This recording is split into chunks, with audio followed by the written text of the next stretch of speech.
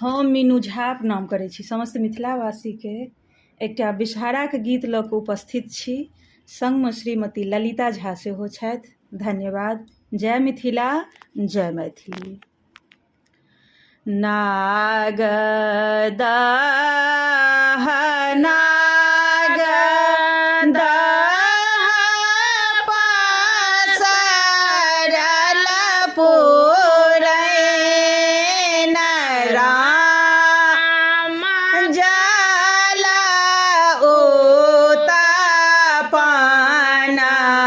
भेल पाँचो बहिन राम जल उत्पन्न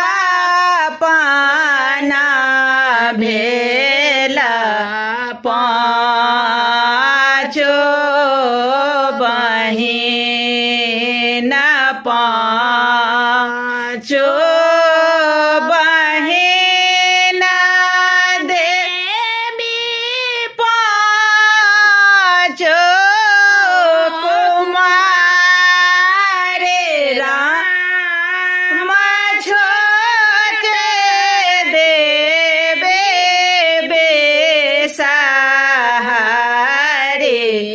बारा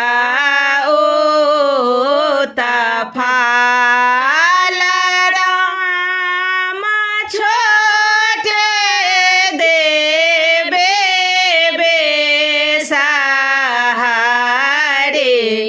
बारा फाल जना